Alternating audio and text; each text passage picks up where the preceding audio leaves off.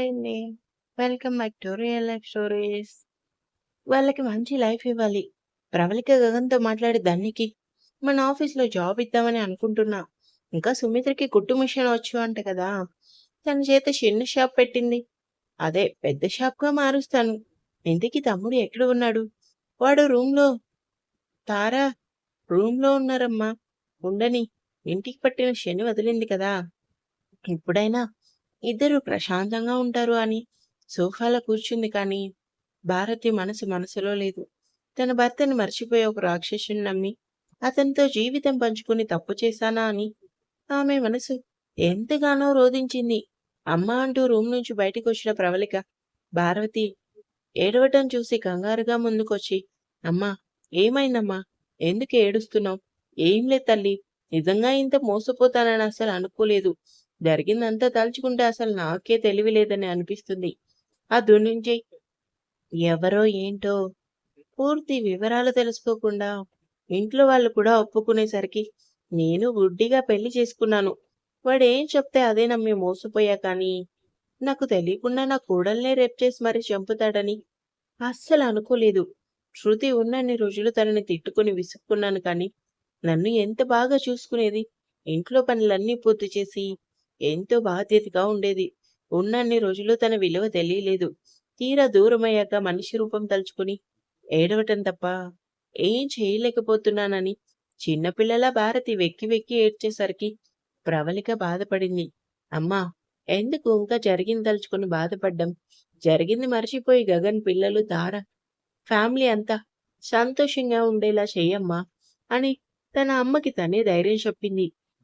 హా అని భారతి తన రూమ్‌కెళ్ళగానే ప్రవళిక సోఫా వెనక్కి తలవాల్చి అలా నిద్రలోకి జారుకుంది. ఆ రాత్రంతా ఎవరికి వారే బాధాకరంగా గడిపారు. తెల్లవారింది. ఉలిక్కిపడి ఒక్కసారిగా నిద్రలేచింది తార. తన పక్కన పిల్లలు అదమరచి నిద్రపోవటం చూసి ఆశ్చర్యపోయింది. స్కూల్ నుంచి పిల్లల్ని నిన్న ఎవరు తీసుకొచ్చారు అనుకుని ఆలోచిస్తూ టవల్ తీసుకుని వాష్‌రూమ్‌కెళ్ళి ఫ్రెష్ అయి బయటికి వచ్చింది. రూమ్‌లో గగన్ లేకపోవడం చూసి అసలు బావ ఎక్కడికెళ్ళినట్టు నిన్నటి నుంచి కనిపించలేదనుకొని ఆలోచిస్తూ శృతి రూమ్‌కొచ్చింది. బెడ్ మీద శృతి గాజులు చేత్తో గట్టిగా పట్టుకొని చిన్నపిల్లాడిలా నిద్రపోతున్న గగన్ని చూడగానే తార మనసు చివుక్కుమంది. నిన్నంతా బావ ఏడుస్తానే ఇలా నిద్రపోయాడా ఏంటి అనుకొని బావా, బావా అంటూ నిద్రలేపింది. నెమ్మదిగా కళ్ళు తెరిచాడు గగన్. బావా లే బావా, లేచి ఫ్రెష్ అవ్వు, టిఫిన్ చేద్దు అంది. తార నాకు ఆకలిగా లేదు. నువ్వు తిను. కాసేపు నన్ను డిస్టర్బ్ చేయకు అని చెప్పాడు. ఏమైంది బావా? ఎందుకలా ఉన్నావు? తారా, ఈరోజు నువ్వు గుడికెళ్తావా? హా బావా వెళ్తాను. సరే ఫ్రెష్ అయ్యి వస్తాను అని లేచి వాష్‌రూమ్‌కెళ్ళగానే తార ఆలోచిస్తూ కిచెన్ రూమ్‌కెళ్ళి అందరికీ టిఫిన్స్ వండి అన్నీ ప్రిపేర్ చేసి బయటికి వచ్చింది. ఇంతలో పిల్లల్ని తీసుకొని బయటకొచ్చాడు గగన్. తారా, వెళ్దామా గుడికి? హా పాపా వెళ్దాం. వదిన్ని కూడా పిలుస్తాను. మనతో వస్తుంది. లేదు. నువ్వు నాతో పాటు రా అక్కా. నువ్వు రేపు కలిసి గుడి వెళ్ళండి గుడికి అని చెప్పి గగన్ ఫాస్ట్‌గా బయటికెళ్ళగానే తార అయోమయంగా చూస్తూ ఉండిపోయింది. అసలేంటి బావ అంత సీరియస్‌గా ఉన్నాడు? ఆ ధనుంజయ్ చనిపోయాడు కదా! ఇంకేం ప్రాబ్లమ్స్ లేవు కదా అనుకుని ఆలోచిస్తూ పిల్లల్ని తన వెంట పెట్టుకొని బయటికి వచ్చి కారెక్కింది. ఎంతో గంభీరంగా ఉంది గగన్ ముఖం. దారి మధ్యలో కూడా గగన్ ఏం మాట్లాడలేదు. తార మాట్లాడినా కూడా తడిపుడిగా మాట్లాడి సైలెంట్‌గా కార్ డ్రైవ్ చేశాడు కానీ ముభావంగానే ఉన్నాడు. పిల్లల్ని స్కూల్ దగ్గర డ్రాప్ చేసి తారతో పాటు తను గుడికెళ్ళాడు. దేవునికి దండం పెట్టుకొని గుడి మెట్ల మీద కూర్చొని వెనకే ఉన్న స్తంభానికి ఆనుకొని కూర్చున్నాడు.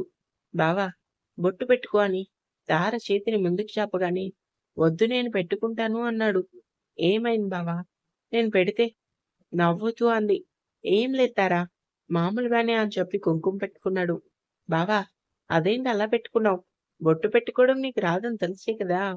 నేను పెడతాను పెడుతుంటే వద్దు అని పెద్ద బిల్డప్ ఇచ్చావు. చూడు ఎలా పెట్టుకున్నావో అని నవ్వుతూ ఆ బొట్టుని సరిచేస్తుంటే గగన్ వెంటనే పైకి లేచి తారా, నాకు ఆఫీస్ టైం అవుతుంది వెళ్దామా? హా బావ కానీ బొట్టు అంటూ తార ఏదో చెప్పబోతుంటే మరేం పర్లేదు. బొట్టే కదా! కార్‌లో నేను సరిచేసుకుంటాను అని చెప్పి గగన్ ఫాస్ట్‌గా బయటికెళ్ళగానే తారకేం అర్థం కాక ఆలోచిస్తూ కారెక్కింది. చాలా సీరియస్‌గా కార్ డ్రైవింగ్ చేస్తున్నాడు గగన్. తార ఏదో మాట్లాడాలని నోరు తెరిచింది కానీ, గగన్ ఎఫ్ఎం ఆన్ చేయడంతో తార ఇంకేం మాట్లాడలేదు. ఆమెని ఇంటి దగ్గర డ్రాప్ చేసి గగన్ ఆఫీస్‌కెళ్ళాడు. లోపలికొచ్చిన తార ముభావంగా చైర్‌లో కూర్చుంది. తార, తార, హా వదినా అంటూ ఈ లోకంలోకొచ్చింది తార. ఏమైంది తార డల్‌గా ఉన్నావు? ఏం లేదు వదినా. నీకు టిఫిన్ పెట్టనా అంది. ఆ! పెట్టు. అయినా ఈరోజు ఇద్దరం కలిసి గుడికెళ్దామన్నాను కదా! నన్ను వదిలేసి నువ్వు మీ ఆయన వెళ్ళిపోయారేంటమ్మా? నొసలు చిట్లించి అడిగింది. వదినా, నేను బావని అడిగాను. నాకు టైం లేదు ఆఫీస్‌లో మీటింగ్ ఉందని చెప్పి. హడావిడిగా నన్ను పిల్లల్ని తీసుకొని వెళ్ళాడు. ఓ అవునా? వెళ్తే సంతోషంగా ఉండాలి కానీ, నువ్వెందుకు డల్‌గా ఉన్నావు? ఏం చెప్పను వదినా. బావ ఎందుకో డల్‌గా ఉన్నాడు. ఎంత అడిగినా చెప్పటం లేదు అని ప్రవళికకు టిఫిన్ వడ్డించింది. ఇంతేనా నీ బాధ? నీ బాధ ఏముంటుంది వదినా? ఇంతే అని చైర్‌లో కూర్చొని గడ్డం కింద 2 చేతులు పెట్టుకుంది. తారా, ఒక్కోసారి నువ్వు తెలివిగా ఉంటావు కానీ, మరోసారి చిన్న పిల్లలా ఆలోచిస్తావు ఎందుకు? నువ్వు మర్చిపోయావు. నిన్ననే కదా ఆ ధనంజయ్‌కి శిక్ష వేసింది. మరి గగన్ ఎలా సంతోషంగా ఉంటాడు? తారా, తనకి శృతి గుర్తొచ్చి ఉంటుంది. అందుకే అలా ఉన్నాడు. తింటూ అంది ప్రవళిక. వదినా, అవును తారా. ఎంత కాదన్నా వాడి మొదటి ప్రేమ. పైగా శృతి అంటే పంచప్రాణాలు వాడికి. అలాంటిది తను చనిపోయింది. పైగా ఎలా చనిపోయిందో కూడా నీకు తెలుసు. అలాంటిది తను ఎలా హ్యాపీగా ఉండగలడు? ప్రవళిక మాటలకి తార ఆలోచనలో పడింది. ఒక రకంగా నువ్వు వాడిని పూర్తిగా మార్చలేకపోయావు తారా. వదినా అంటూ బాధగా చూసింది. అవును తారా, నీలో ఉన్న అల్లరితనం పోలేదు. నిజం చెప్పాలంటే నువ్వు గగన్‌కి భార్యవి. తన మీద సర్వ హక్కులు ఒకప్పుడు శృతివైతే, ఇప్పుడు నీవి. అలాంటి నువ్వు ఎలా వాడిని చూసుకోవాలి? నా మాటల ఉద్దేశ్యం నువ్వు వాడిని సరిగా చూసుకోవటం లేదు అని కాదు. వాడి మనసుని పూర్తిగా తెలుసుకోలేదు అని. వాడెందుకు అలా ఉన్నాడో తెలియక కూర్చొని బాధపడ్డం కాదు తారా. వాడి షర్ట్ కాలర్ పట్టుకొని ఎందుకలా ఉన్నావని అడిగే రైట్ నీకున్నప్పుడు, ఎందుకు నువ్వు వాడి కోసం బాధపడుతున్నావు? వాడి కోసమే కదా! టిఫిన్ కూడా తినటం మానేసి డల్‌గా ఉన్నావు. బ్రెయిన్‌కి పట్టిన బూజు వదిలేలా ప్రవళిక మాటలు తూటాలు పేల్చేసింది. అవును వదినా, నా మాట విని ఆఫీస్‌కి వెళ్ళు. వాడెందుకలా ఉన్నాడో అడుగు.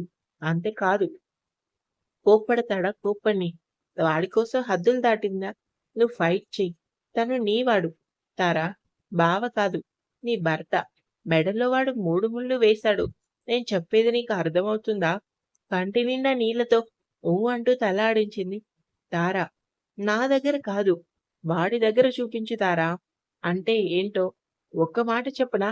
నువ్వు నీ గగన్‌ని ప్రేమిస్తున్నావు తారా. ఎంతలా అంటే చివరికి నువ్వు నీ కన్నవాళ్ళని కూడా మర్చిపోయావు. నీ గుండెల మీద చెయ్యేసుకొని చెప్పు. ఒక్కసారైనా అమ్మానాన్నల దగ్గరికి వెళ్ళావా? నవ్వుతూ అడిగింది ప్రవళిక. లేదు వదినమ్మా అంటూ ఎంతో భారంగా చెప్పింది. చూసావా? అంతలా నువ్వు ప్రేమిస్తున్నావు. మరి నీ ప్రేమని వాడికి చెప్పావా అని ప్రవళిక అనగానే తార భయంగా చూసింది. ఇంకా ఉంది.